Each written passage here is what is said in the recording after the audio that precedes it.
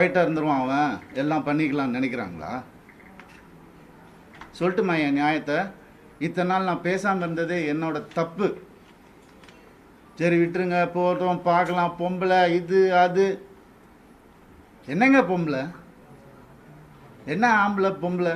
என்ன ஃபெமினிசம்? ஃபெமினிசம்னா என்னன்னு தெரியுமா யாருக்காவது? ரேப்புக்கு அகைன்ஸ்டாக படம் எடுத்தவன்னா படம் ஓடுமா இல்லையான்னு தெரியாது. இதை எப்படி எடுக்கணும்னு யாருக்கும் தெரியாது. கண்டிப்பாக தேவைன்னு சொல்லி அந்த படத்தை நான் எடுத்தேன். கஷ்டப்பட்டு பண்ணது நான்.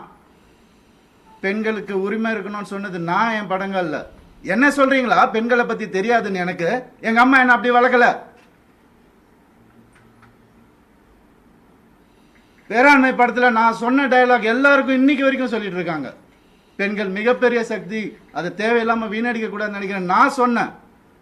ஏன் 14 வருஷம் இருந்தேனே நான் என்னோட எக்ஸ் லைஃப்ல. அப்பெல்லாம் சொல்லி அவர் கடவுள், அவர் திட்டினதே கிடையாது, நான் தான் திட்டுவேன். எல்லா இன்டர்வியூ இருக்கு, எல்லா எவிடன்ஸும் வருது, நிறைய இருக்கு.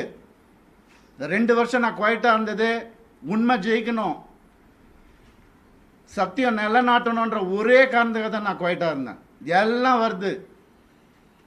உங்களுக்கு சர்ப்ரைஸ் வெயிட்டிங்ஸ் இல்லதெல்லாம் வெயிட் பண்ணுங்க, கொஞ்சம் எனக்காக பொறுமையா இருங்க. அதான் ஃபெமினிசம். என்ன நினைச்சிட்டு இருக்கீங்க ஃபெமினிசம்னா? நான் அப்ப நான் யார்? நானும் ஃபெமினிஸ்ட் தாங்க. எப்படிங்க என் குடும்பத்தை நான் அகைன்ஸ்டா எப்படிங்க பேசுவேன்?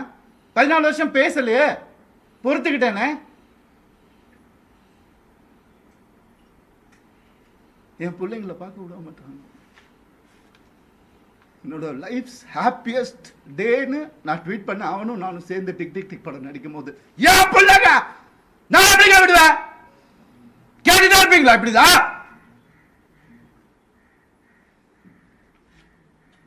50 லட்சம் ரூபா தெரியுமா?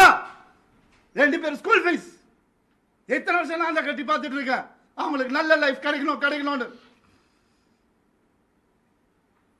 குழந்தைங்க பத்தி, என் பாசத்தை பத்தி பேசாதீங்க. உங்க யாருக்கும் எதுவுமே தெரியாது.